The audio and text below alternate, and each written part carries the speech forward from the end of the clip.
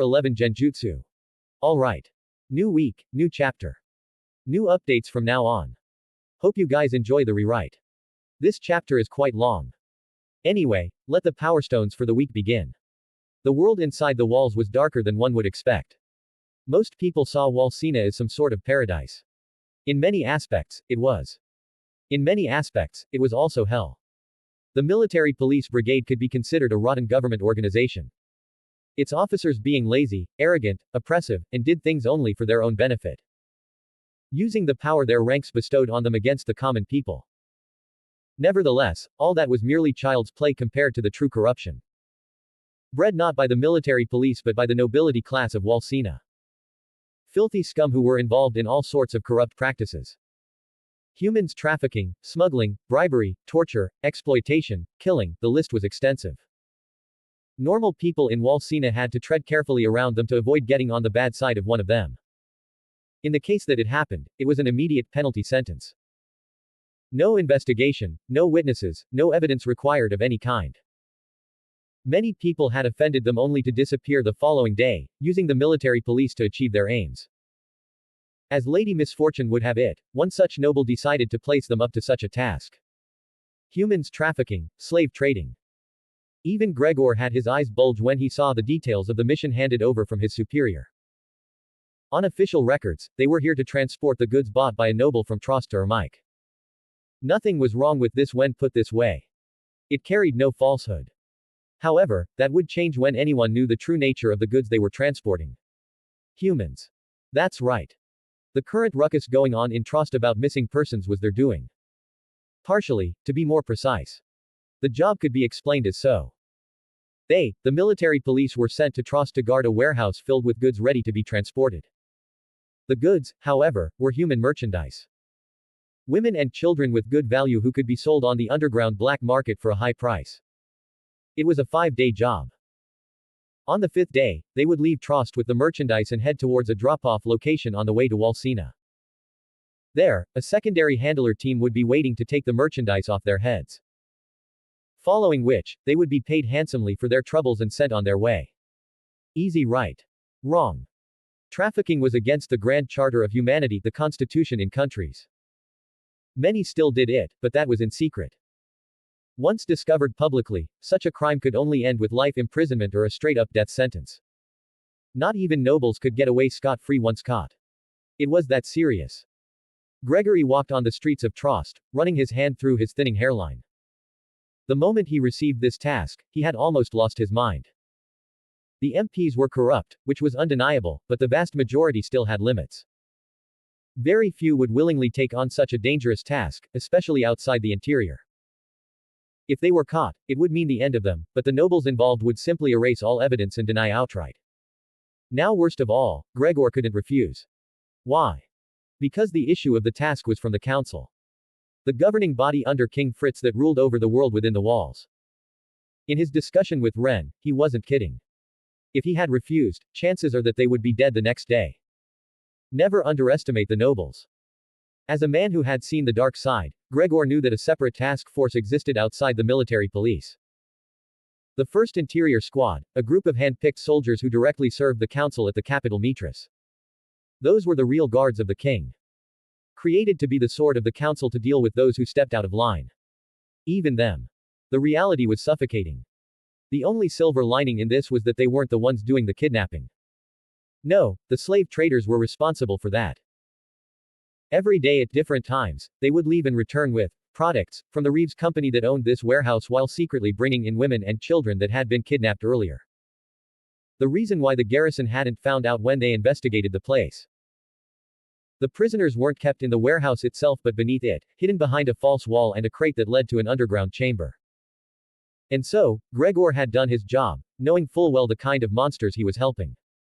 Even so, he needed space, if only for a few breaths. The alley was tight, lined with the backs of abandoned market stalls and wooden crates piled high, casting deep, shifting shadows. He exhaled slowly. This fucking job. Get it together, Gregory.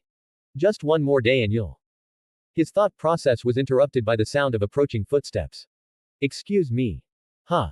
The man turned around to look. Not far, a teenage boy approached. You're part of the military police. I would like to speak with you. His steps stopped a few meters away. Face calm, voice bland. Gregory was stunned for a moment before taking a good look at the boy.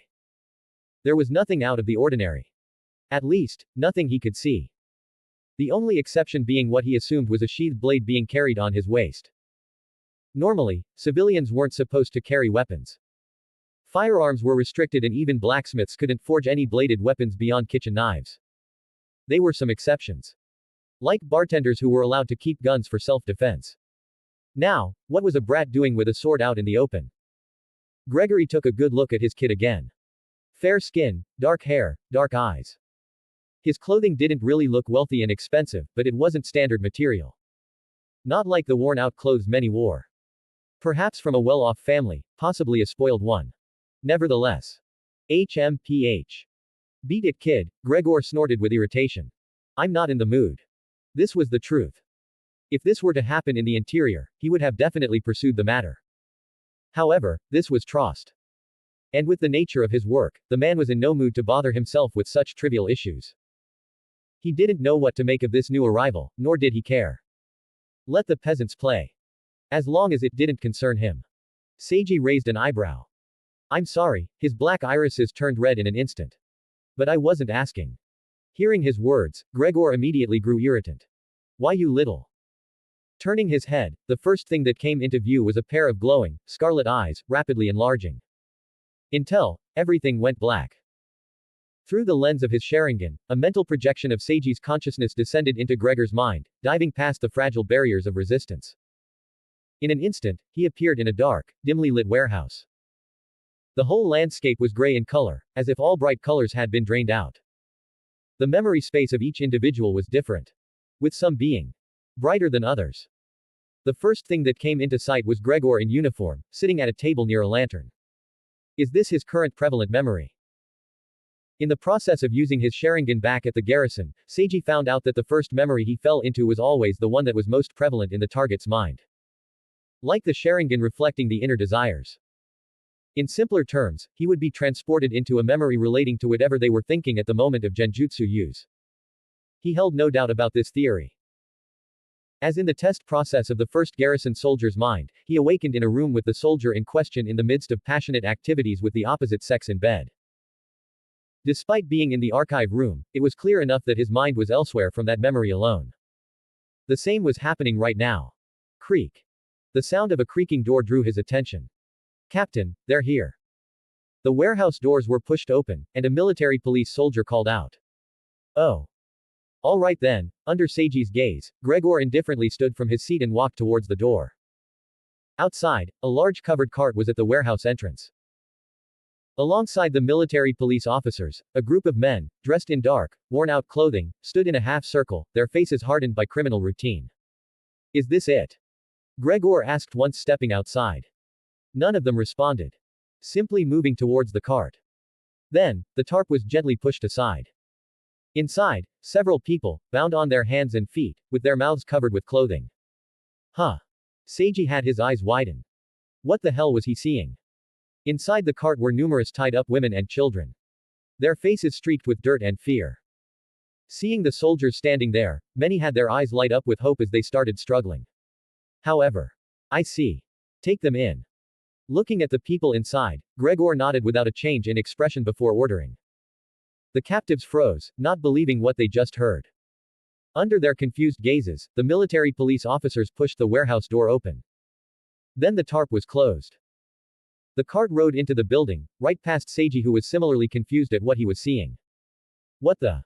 Looking at the closing door, his eyebrows narrowed. The door closed.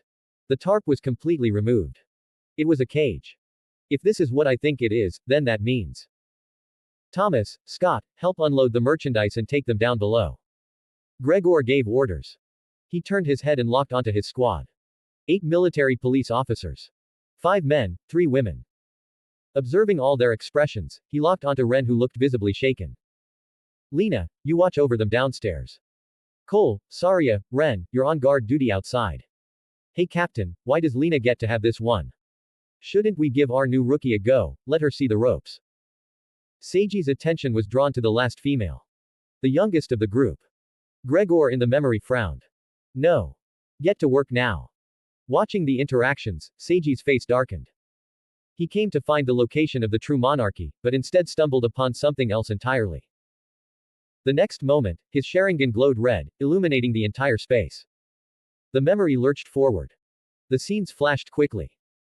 The unloading of the prisoners, the movement of a crate to reveal a secret passage, in an instant, Seiji appeared somewhere else. It was still in the warehouse, but now below it. Rows of cages lined the underground chamber. Women and children huddled inside, many with bruises. Some were silent, their expressions blank, resigned. Even an idiot would understand what was happening at this point. The military police who were supposed to be guarding goods until they were ready for transport were trafficking humans. Understanding this, his expression returned to normal, an unnatural gleam in his eyes. The scene shifted. A lavish office in Walsina. Heavy velvet curtains, a polished mahogany desk, fine wine poured into a crystalline glass. And behind the desk sat a fat man with a bald head and a full beard, dressed in noble attire. His fingers steepled together in thought. This operation must go smoothly, he said, voice calm, measured. Detached. The Reeves company has already been compensated. Your squad will ensure the transition to the handlers is flawless. And if something goes wrong? Gregor's voice asked. The noble gave a small, thin smile. Let us hope it never gets to that, Captain Gregor. I see, back in reality, Seiji muttered with narrowed eyebrows. Just enough to reach Gregor's ears. Currently, the man stood frozen in place, unable to move a muscle. The military police are the ones responsible for the missing persons in Trost. In the garrison, Seiji had gone through the files. The reports on disappearing people certainly reached him. However, he hadn't cared then. After all, this was a matter that didn't concern him. Not to mention, he had no plans to stay in the city. Even if he did, the investigation of such matters was not in his list of priorities. Now, he had stumbled on a truth he didn't intend to. Seiji felt a flicker of something within himself. Familiarity. Disgust. Recognition. Though those feelings lasted for barely a second. Just from his memories of the Aod anime, Seiji wasn't surprised after thinking about it for a few more seconds. It had always been stated that the MPs were the most corrupt force in the military.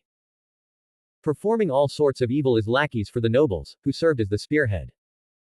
If he remembered right, Mikasa Ackerman had experienced a similar situation. The traffickers wanting to kidnap her and her mother and sell them to nobles in the interior as slaves.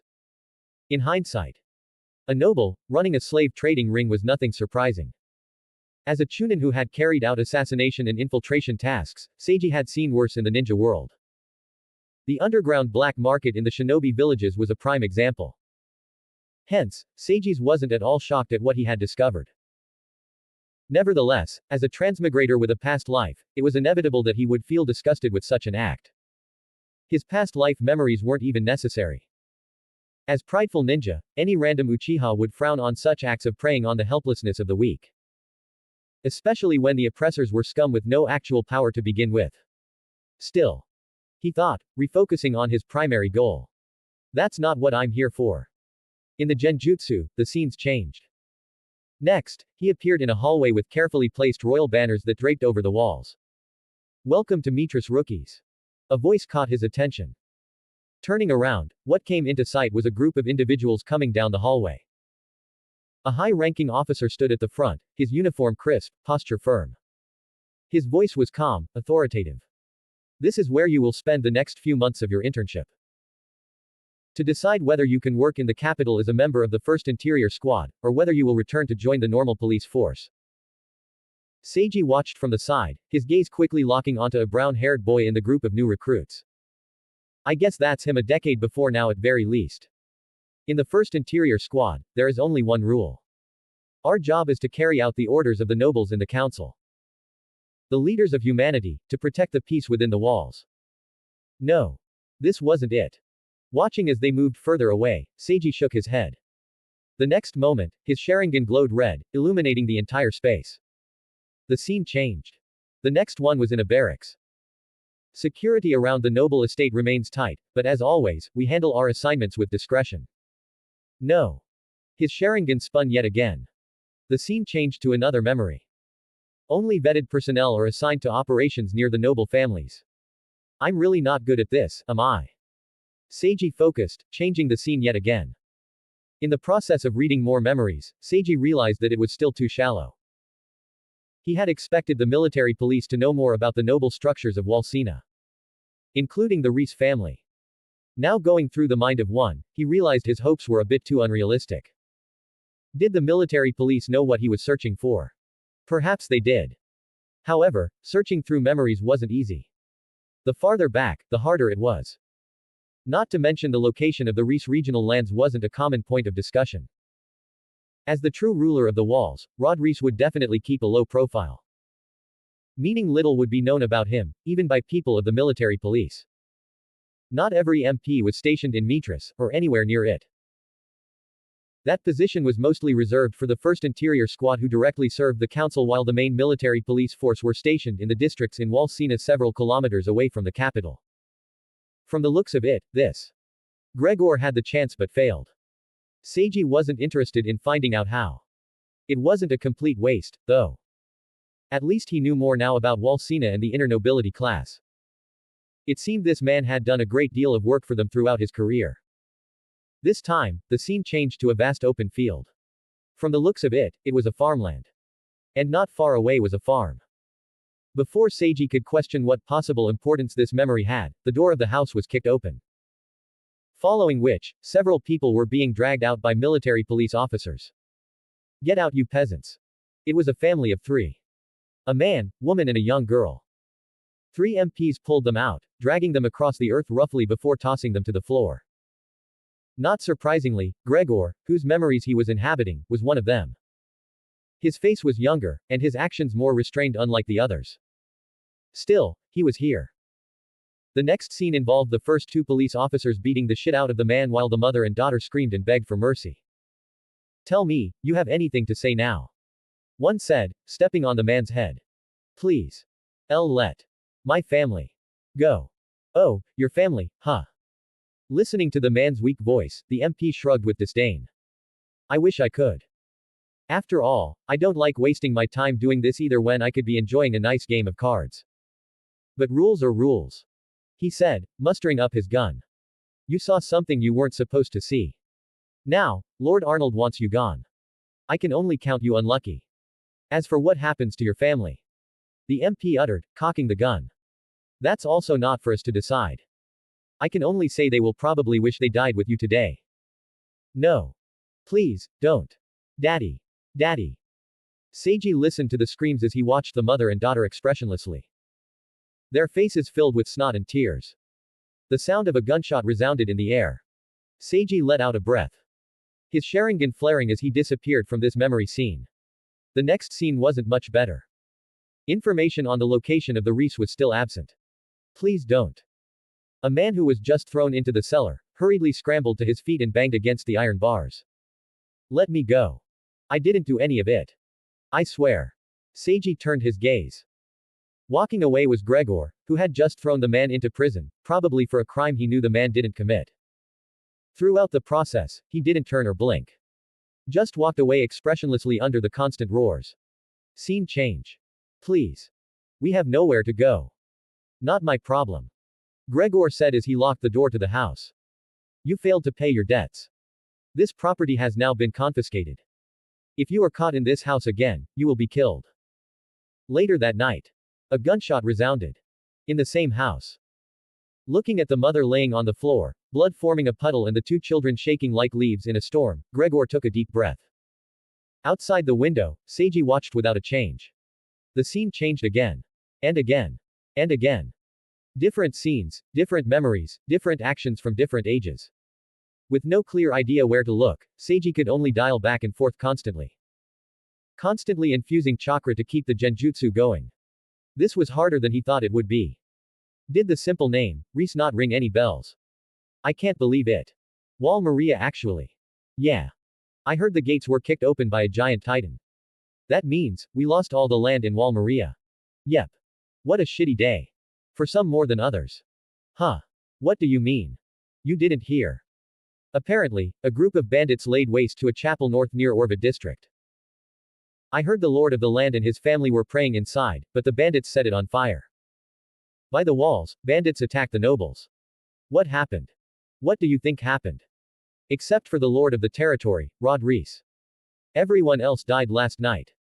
It was a discussion in a bar, a day after the fall of Wall Maria. Seiji looked at Gregor sitting and chatting with his friends, a gleam of light in his eyes. Now he remembered. In season 3 of the anime, when Rod Reese transformed into a Titan, he crawled all the way from the Reese Chapel to the nearest human city. Orvid District. From the looks of it, this Gregor had been stationed at Ermike District in the south for years. Orvid was on the other side of Mitras, down north. Hence, he had never been to the district or the surrounding areas in his entire life. Luckily, he wasn't completely clueless. That's enough, he said to himself, his Sharingan glowing. In an instant, the colorless world aroused in him shattered like a cracked puzzle piece. The genjutsu was lifted. The scene returned to the alleyway. Ah. The moment the memory reading ended, Gregor let out a light groan. The fog in his head lifted like the fading remnants of a dream, leaving behind a strange, lingering unease. He spoke, then paused as his stomach twisted. For a moment, he remembered a lot of things. Many things he wasn't proud of. Memories he had buried deep down to never see the light of another day. The sensation was subtle. A creeping violation that sat heavy in his gut, like waking up and knowing someone had been in your room while you slept. He couldn't explain it. Couldn't grasp what had changed. But his instincts screamed at him. What, did you just? Raising his head, the words barely escaped his lips before he stopped, his gaze locking onto the figure ahead. It was the young boy. Instantly, he knew something was wrong. The last logical thing he remembered was this kid talking to him. Then, nothing. Now he felt weird all over. The person in question was already walking away, his pace unhurried, casual. As if nothing had happened. The unease sharpened into something more tangible. Hey. Gregor's voice cut through the air, sharp with tension. No response. Seiji kept walking, his posture completely relaxed. Gregor clenched his jaw, the hairs on the back of his neck standing on end. Every part of him was telling him to act. His fingers tightened around his gun. Pulling it off his shoulder and aiming. Stop. The command came out steadier than he expected. It seemed to work as well. In the distance, Seiji paused. Slowly, he turned his head, and Gregor felt his breath catch in his throat. Red. A deep, pulsing crimson bled through the young man's irises, swirling like something alive. The unnatural glow locked onto Gregor, pinning him in place with an invisible weight. Never before had he seen someone with such red eyes. It was ominous just looking at it. His grip on the gun tightened. I don't know what the hell you just did, neither do I know how, he growled, forcing steel into his voice, but I don't like it. Seiji didn't answer. Didn't blink. Gregor swallowed. As an MP, he had relied on his instincts to survive in this dangerous world for so long. They had never failed him before. And right now, every single one of them was telling him to shoot. I asked you a question. Answer me, or I will put you down where you. It happened then. In an instant, the world shifted. The streets, the buildings, the very air around him bled into a sickening red. His stomach lurched, the ground beneath him vanishing into an endless void. A suffocating pressure settling over him like a second skin. What the? Under his shocked gaze, everything around him faded. Gregor watched with panic as the air around him seemed to twist and warp irregularly. Time elapsed, barely for a second. Gregor found himself in a whole new environment. The sky was crimson red, as were the horizons and the floors. No moon, no sun. In the vast crimson, he stood particularly conspicuous, like a black blemish. Where am I? Panic set in quickly. Clearly not understanding what was happening, his head dashed back and forth in a frenzy. Though that didn't last long, as a shadow soon enveloped him amidst his mix of emotions. Gregor froze. His eyes widening as he turned around in haste. The result. By the walls. Thud. The gun in his possession subconsciously fell out of his grip. Nevertheless, the man didn't notice. Tall, large, naked. In the world of nothing but red, enveloped in its shadow was Gregory E. Mendez, standing before a titan of astronomical proportions. It can't be. The man muttered to himself in horror.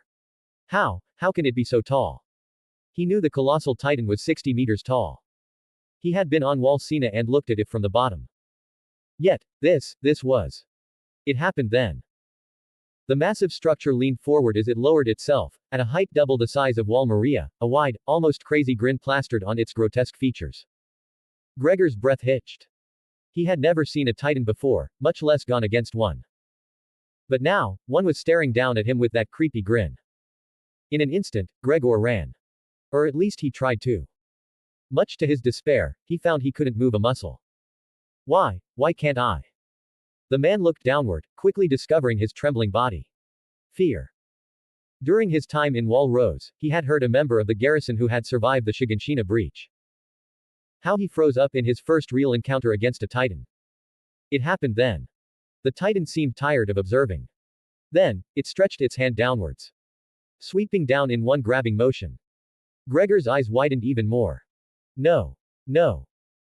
As if by magic, the restraints on his movements vanished as he ran in the other direction as fast as his two legs could carry him. Too bad, it wasn't fast enough. Barely covering a few meters when the Titan hand grabbed him. Raising him until he was at eye's length. Hee. Could Titans laugh? He didn't know the answer, but he was sure this one did. Eerie chuckles emerged from its maw as it looked at him before opening wide and pulling him in. Until now, Gregor still didn't realize what was happening. How he had left Trost and appeared in this place. However, the realization of what was about to happen said all too well. He was going to die. Like that, the last straw snapped. No, please no. Help. Don't do this, I don't want to die. I beg of you, just please don't eat me. The Titan's mouth bit down. Bam. Blood splattered into the air as the man's upper and lower body was bitten into two halves. Back in the real world, Gregor stood frozen, his gun trembling in his grip. His pupils were blown wide, his breath coming in shallow, uneven bursts. His lips parted in a silent scream, but no sound came out. Then, like a puppet with its strings cut, he collapsed. Upon falling to the floor, silence once again returned to the alleyway. Then, Seiji, who hadn't said a word, silently deactivated his Sharingan. Then resumed his walk without looking back. 18 comments 0 vote. Chapter 12 The Slaughter at the Warehouse. New chapter. More Power Stones. Trost, the warehouse. Open up. The cargoes arrived. The warehouse doors swung open. The same familiar cart that had arrived every night for the past few days rolled inside. TCH, how nice of them to finish up early this time. Thomas, an MP officer, clicked his tongue as the doors shut behind the cart. The traffickers had returned earlier than expected. That meant their work for the night was already done. Yeah. Trost security's been tightening lately, another officer muttered, taking a long drag from his cigarette. He exhaled a cloud of smoke before continuing. From the looks of it, this should be the last run. Their early return signaled that they wouldn't be leaving again. Since the operation was scheduled to end tomorrow, this effectively marked the mission's conclusion. Much to everyone's relief. The military police weren't good people, but even they found this job hard to stomach. The risks involved were far too great, no matter how much they were paid. I hear you. No more of this hellhole. Once the captain gets back, we can finally talk about leaving. Thomas gazed off into the distance. Speaking of, why hasn't he returned yet? The others exchanged glances. Some scoffed. Probably drowning his worries at a bar. Leading this kind of shit takes a toll on a man. Who knows? Maybe he went to the Red House to blow off some steam. The conversation gradually shifted to less serious topics. That's enough. Thomas sighed. The carts are back, so he needs to know. We should start making plans. Who knows? Maybe we can leave tonight. No problem, but who's going to fetch him? They all looked at each other, clearly reluctant to take on extra work. Is it that hard? A female voice cut in. Let the newbie do it. I mean, she's gotta pull her weight eventually, right? Saria turned her gaze toward the quiet girl standing apart from the group, Ren. Unless, she added, you'd prefer to help unload the merchandise. The word carried weight. Images of tearful, terrified women and children flooded Ren's mind. Her stomach churned. No. She didn't want to see that again.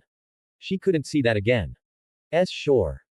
She accepted the task without resistance, quickly straightening her uniform before heading out. Watching her leave, Thomas chuckled. Do you have to keep targeting the poor girl? Her mind's already unbalanced enough as it is. Saria leaned against a stack of crates, arms crossed, an amused smirk tugging at her lips. Oh, please. If she's that fragile, she shouldn't be here in the first place. Not everyone is cut out for this, another MP muttered, taking another drag from his cigarette. Saria shrugged. She made her choice. We all did. I'm just helping her adjust faster. There was a cold certainty in her voice, one that made the others slightly uncomfortable. No one really knew much about her. They were all stationed in Ermike, but Saria had been transferred in nearly 2 years ago with little fanfare. She never spoke about her past. Never got too close to anyone. And that was fine. Because beneath her playful, carefree facade lay something else. Something calculating. Even among corrupt soldiers, there was something about Saria that felt off. She wasn't in this for the money or the connections. It was like she was playing a role, fulfilling a purpose only she understood. Not that anyone cared enough to question it. Saria Hale was a competent teammate. In this line of work, that was all that mattered. Enough talking. They'll need help inside with the cargo. 2 of you, come with me. Saria, Lena, Scott, you're on lookout. A few minutes later. Saria stepped out into the cool night air, stretching her arms with a yawn as she moved toward a deserted corner. Even though she had no real reason to worry, checking her surroundings was second nature. A good informant never got careless. She rounded a broken-down structure and leaned against a wall, out of sight from the main doors. Taking a slow breath, she began unbuttoning her pants. Just a little longer. Then I can report back. Her thoughts drifted. Among this group, she had one more mission, one no one else knew about. To observe, act, and report. Trafficking was an open secret among the nobility. Destined to remain one. And something this delicate couldn't be left entirely in the hands of random MPs. Her job was simple. If any teammate showed signs of jeopardizing the mission, eliminate them. If the trafficking ring was exposed, eliminate them before they could be arrested. If she couldn't, retreat and report to the informants in Trost. Spies planted in the garrison would handle the rest. Her team wouldn't live long enough to talk. This was her role. To cut them down if necessary. Of course, it would be best if things never got to that point. It would be tiring to change to another team again. Just one more day and we can all walk away. Her real concern, though. Ren. The rookie wasn't built for this. Not to blame her, though. Many people weren't. Nevertheless, if it became a problem, then she would have to deal with it. The sound of running water filled the silent alley before stopping moments later. Saria adjusted her clothing, straightened up, and turned to leave. Then froze. Footsteps. Her senses sharpened instantly. Oh. Back already. She exhaled slowly, leaning back against the wall as she tilted her head slightly. The steps were faint but deliberate. Not a drunkard stumbling through Trost's back alleys. Not the casual stroll of a civilian. Maybe it was the little rookie returning with the captain. Right on time, too. Meanwhile, outside the warehouse. Sigh, nothing ever happens around here. Scott yawned, rubbing his arms in the cool night air. Lena rolled her eyes. What more do you want? The colossal titan to show up. Scott chuckled. I don't know about that, but I. Squelch. Blood splattered across Lena's face. Her eyes widened in shock. Turning, she saw it, a blade, embedded deep in Scott's skull. What the? Before she could scream. Thunk. A kunai whistled through the air, stabbing straight into her chest. Lena's body collapsed with a soft thud. In the distance, Saria's eyes went wide in horror. Did they just? Her thoughts cut off. Because at that moment, a figure materialized out of thin air in front of the warehouse. Her breath caught in her throat. The stranger strode forward, not sparing a glance at the fallen corpses, and pushed the doors open. A beat of silence. Then. Hey. Who the hell are? A shout. Followed by a crash. Then. Gunshots. Saria's blood ran cold. No. Gunfire rang out again and again. The unmistakable sounds of fighting, yelling, crashing, chaos. And then. The sound of shattering glass. A body was flung through the warehouse window, 8 meters high, before crashing onto the ground. Saria's breath hitched. That body. It was an MP. From this distance, she couldn't tell who. But she no longer cared. Her instincts screamed. She stumbled backward, heart hammering, before turning on her heel and running. She didn't need to know who or what was inside. The warehouse was under attack. Her teammates were dead. The mission had failed. I need to report this. Now. Saria Hale ran for her life without a second thought. Things had gone south. Very, very south. Dash dash dash dash. Meanwhile. Not far away. The sound of silent sobs faded away as the creaking door was closed. Sigh. I hate doing this the most. Listening to the sounds of the weeping family, a man with dark hair and steel blue eyes muttered blandly under his breath. He stood at 160 centimeters, weighed 65 kilograms, wore the standard military uniform and long young for his age. Captain. His gaze was drawn not far away. A group of 4 waiting for him as he stepped out of the house walking towards them. How did it go? The blonde female among them asked.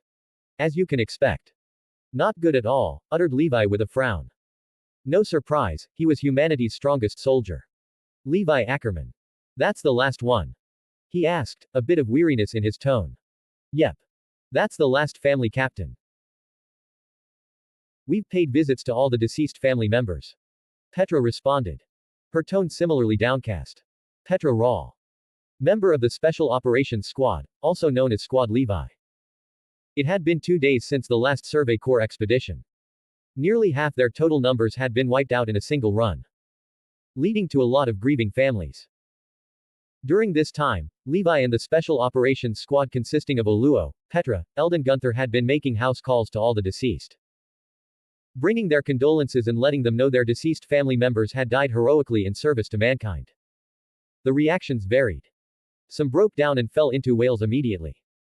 Some took it much better, simply excusing them before sobbing. Others were much more confrontational about it. Mothers and fathers, screaming hysterically at them that they had murdered their children. These were the most uncomfortable. Luckily, this one wasn't one of those. Nevertheless, the reactions of a grieving family still left Levi uncomfortable. He had never been much of a sentimental person. Especially after his friends died years ago. The air was heavy, thick with the lingering weight of grief. Levi let out a slow exhale, adjusting the cuffs of his uniform. Captain, Petra hesitated. You think they'll be okay? Levi didn't answer immediately. He had seen too many families like this. The weight never got lighter. Doubt it, he finally muttered, eyes dark. But that's not our problem. The squad shifted uncomfortably. Oluo crossed his arms, scowling. Eld remained silent, though his jaw was tight. Then. Bang. Bang. Bang. Gunshots. The squad tensed instantly. Levi's eyes snapped toward the direction of the noise. A second later, another shot echoed through the streets. That's close. Gunther muttered. Levi's stance shifted. Trost is supposed to be secure, Petra said, confused. Who would be? Levi didn't wait for her to finish. His body moved before the words fully formed. Move. His voice was cold, sharp as a blade. Without hesitation, the squad fell in line. Their exhaustion, their grief, all of it was forgotten as their training kicked in. Quickly heading towards the direction of the gunfire. Dash dash dash dash dash dash dash. Ren's boots hit the cobblestone streets with soft, hurried steps. The chill of the night air clung to her uniform, but she hardly noticed. She just wanted to get away from that place. The warehouse. The stench. The quiet suffering. Even if she was only heading out for an errand, it felt like a reprieve. Find the captain, Saria had said. That was easy enough. Gregor wasn't hard to track down, he had 2 favorite places, the bar or the brothel. It was the same for many male officers of the police brigade. Ren hated both, but she hated the alternative more. So she kept walking. Plus, it didn't really mean she would see him there. After all, just based on what they were doing, it was unlikely that the captain who had been telling them all to stay focused all this while would suddenly indulge himself. If anything, he should just be taking a walk to clear his mind. It shouldn't be hard to find him. She thought. And she was right. Barely walking 5 minutes, she saw the person she was looking for. Just, not in the way she expected. Not far away. A small crowd had gathered in a narrow alley, just past a dimly lit street. At first, she ignored it. Then she caught a few muttered words from the onlookers, words that froze her blood. Military police. It's him, right? I thought they were guarding some warehouse at the end of the street. What happened to this one? No clue. But from the looks of it, it seems he's gone. Ren turned sharply, her breath hitching as she strode toward the alley. Excuse me. Make way. Pushing the crowd aside, she made it to the front. Then, the scene she saw made her stomach drop. It was the captain all right. Just, Gregor was there, sitting slumped against the filthy brick wall. His eyes were open, blank, and unfocused. Drool trailed from the corner of his mouth, his uniform wrinkled and stained. See Captain. Ren was dumbfounded. Not understanding what was going on. Gregor looked wrong. Like a puppet with its strings cut. Two garrison soldiers stood nearby, keeping the growing crowd at bay. One of them noticed Ren approaching. You, he called out, frowning. MP, right. Ren forced herself to nod, her mouth dry. What happened to him? She asked, her voice coming out weaker than intended. I was hoping you could tell me. He said and sighed, rubbing the back of his neck. We don't know the full details yet.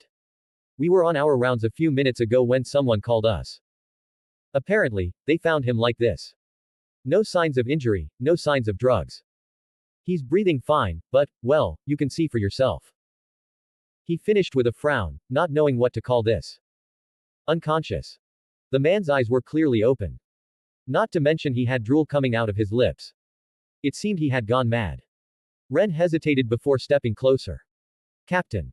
She tried, kneeling in front of him. No reaction.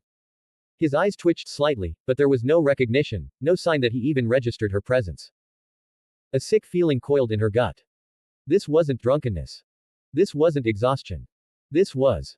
Is he? She began, turning back to the soldier. We planned to take him to the hospital before calling you guys, he said. To decide what to do with him. Ren barely heard him. Her mind was racing, not knowing what to do at the moment. Something had gone wrong with the captain. This was bad. Like really bad. Then, before she could even process further. Bang. The sound of a gunshot resounded in the air. 9 comments 0 vote. Pissed. Download the app for additional rewards. More events, more perks. Winning you more free perks. Download now.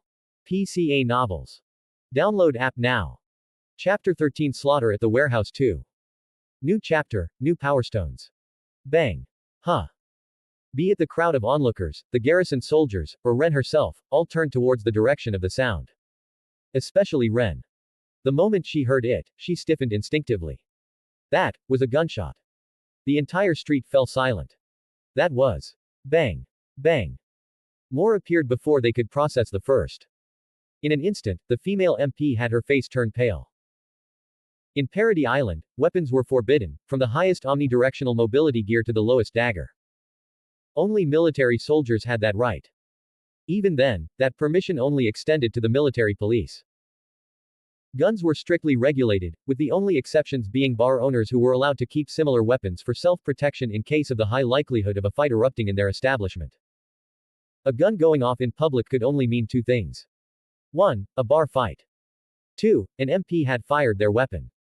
For one long, stretched moment, nobody moved. Then. Murmurs. In the crowd, the frozen tension snapped, and the streets burst into chaos. People scattered. Merchants grabbed their goods and ran. Civilians bolted in every direction, desperate to get as far away as possible. Nearby garrison soldiers fumbled, trying to maintain order, shouting at people to stay calm, to stay put. But fear was contagious. Ren barely registered any of it. Her body was already moving. Her feet slammed against the ground as she broke into a sprint. The warehouse. That was where the gunshots came from. Processing this, she knew that things were bad. Due to the nature of their task, it had already been settled upon as a rule that none of them would fire their weapons to avoid dooming the operation. Now, someone had fired. More than once at that. Her feet pounded against the dirt path as she pushed forward, the evening light casting long shadows around her. Something was wrong. The moment she had left, everything had been normal. Yet in just a few short minutes, something had happened, something that sent a gunshot echoing through the air. No, no, no, no. Please don't let it be what I think it is. Her chest tightened as she approached the warehouse. The moment she did, her breath caught in her throat. The warehouse door was slightly ajar, swaying just barely from the earlier disturbance. Laying motionless on the floor not far from the entrance were 2 MPs. Lena. Scott. Her mind blanked. Her stomach churning at the sight of what she saw. They were dead. Both of them. Blood seeping down their skulls, forming a puddle on the dirt beneath them. She had only been gone a few minutes. What in the walls had happened? Her stomach twisted, nausea creeping up her throat. Then. Thud. Thud. Thud. The eerie silence of the warehouse district was broken by the frantic sound of footsteps. Ren tensed instantly. Something was coming from the inside. Without thinking, she swung the shotgun off her shoulder, raising it toward the entrance. Her hands were steady, but her breath was ragged. The warehouse door creaked open slightly further, revealing a shadowed figure rushing toward her. Her finger nearly tightened on the trigger. But before she could fire, the figure stumbled, crashing face first into the ground just at the threshold. Ren froze. The man didn't stay down. He scrambled up immediately, twisting his head back toward the warehouse entrance, his face a mask of sheer terror. Then, in a desperate, breathless voice, he screamed. No, stay away. He bolted past the door, throwing his full weight into his escape. Short, balding, clothed in tattered dark garments, Ren recognized him instantly. Him. One of the traffickers. The ones responsible for bringing in new slaves every day. Her mind reeled. Why is he running? From what? Then. A sound. Something whistled through the air. A sharp, slicing sound, too quick for the eye to follow. Then a sickening thud. The man's desperate sprint halted instantly. A single, gleaming object protruded from his skull, lodged perfectly between his eyes. He didn't even make a sound. His body simply went limp, momentum carrying him forward as he collapsed, sliding across the ground. And stopping just at her feet. Ren's breath hitched. The corpse at her feet was still warm. His face was twisted in frozen terror, his lifeless eyes still reflecting the horror of what had pursued him. A cold, suffocating dread seeped into her bones. For a moment, time itself seemed to hold still. Then, her pupils constricted to the extreme. Just. Her body stiffened, a momentary chill flooding her nerves at the sight at her feet. It was one thing to see a dead body, and another seeing a living person die before your very eyes. Instinctively, the girl took several steps backwards. Her gun firmly in her grasp and her terrified gaze shifting towards the darkness of the warehouse. Thud. Thud. Thud. The sound of clear footsteps, not as hurried as the last one, fell into her ears. Not long after, the vague yet unmistakable silhouette of a human being emerged from the darkness. It seems I missed one. It happened then. Under her gaze, two glowing red eyes appeared in the darkness, frightening the female MP out of her wits. Causing her to fire reflexively. Genjutsu. Or at least she tried to.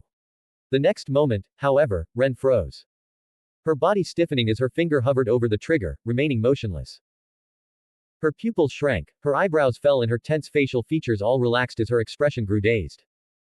Instantly, the gun in her hand lowered. Inside the warehouse, Seiji rubbed his brows and stepped out of the building. A teenager, huh? Looking at the immobilized female, the young Uchiha raised an eyebrow.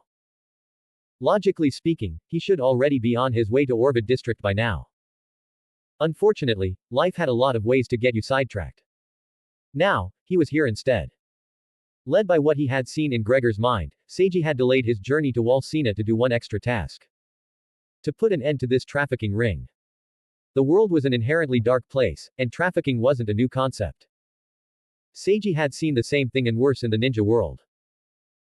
Entire clans being slaughtered, small villages being destroyed, bodies of ninjas sold, and backstabbing and betrayal between people of the same village. The higher-ups of Konoha sacrificed the entire Senju clan for a wood-release experiment. Itachi slaughtered the Uchiha for the peace of the village. 4th Kazekage Rasa sacrificed Pakura for diplomacy reasons. And the 3rd Hokage sacrificed Hyuga Hazashi for the stability of the village. In the war-torn shinobi world, the strong preyed on the weak. It was the same here. No more, no less. These military police had used their ranks to bully, rob and exploit those weaker than them, all because they could. He didn't like it, but in Seiji's eyes, this was normal. In life, the line between right and wrong was usually very blurred. Shinobi villages were organizations that mass-produced heartless killers brainwashed from a young age. They waged war every few years for completely nonsensical reasons with no care for the innocent people their actions hurt. They sacrifice thousands of lives in each war just to obtain more benefits for the ruling class in an endless struggle for power, and they brand all those who they see as a threat to their rule as rebel nin. As a chunin, Seiji had killed dozens of people, many of whom didn't deserve to die. In the eyes of the village, he did the right thing. In the eyes of others, he might be no worse than these MPs and those they worked for. Claiming otherwise would be hypocritical, so no. Seiji's reason for doing this didn't stem from some misled sense of justice. No. He wasn't Uzumaki Naruto. Rather, he was self-aware. The strong made the rules based on their personal principles, and the weak followed. Seiji's disgust stemmed not from the act itself but from the people carrying it. The strong lead the weak, but be it the nobles or the military police, they were far from strong. Especially the nobles. Reading Gregor's memories had given him a clearly cut impression of the so-called nobility class. Lazy, weak, arrogant, stupid, pathetic, hypocritical, and worst of all, useless. Every single one of them, trash of the highest order. The military police were no better than the nobles they served, corrupt, complacent, and abusive, hiding behind authority they had neither earned nor deserved. Just from the memories and his own understanding, Seiji had seen enough to know that the difference between them and the root was that they weren't brainwashed, but did things of their own volition. The same applied to him. There was no plan, no goal, and no aim here that benefited him. He had simply seen something vile, and he had chosen to end it. No more, no less. Now, 5 minutes later, everyone else was dead. In a moment's thought, Seiji's eyes glowed. This lasted for several seconds before dimming again. I see, he thought. He had used the Sharingan to look into her memories. Naturally, his intent to kill vanished after seeing her inner thoughts. Ren Dover. 18 years old, 15th ranked graduate from the Southside Region 103rd Cadet Corps. Joined the military police 9 months ago, and joined Gregor's squad 4 months after. Now, what to do with you? The girl was different from the others. In the sense that she hadn't been engulfed in the police brigade for long and as a result, wasn't worth killing. Not yet at least. Perhaps that would change in the near future, but Seiji didn't bother enough to care. For now, she still had some humanity left in her. Hence in his eyes, killing her was pointless and unnecessary. Seiji sighed, rubbing his temple as he pondered the situation. Killing her would be the simplest course of action, but unnecessary bloodshed had never been his style. In that case, Seiji decided to just leave her here. Even if no one caused her physical pain to make her up, the genjutsu would wear off eventually. The rest wasn't his concern. He had spent enough time in trust anyway.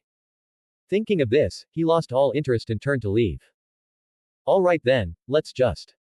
It happened then. From the far end of the street, a wired projectile shot over at rapid speed. Heading straight for his legs. Huh. 4 comments 0 vote.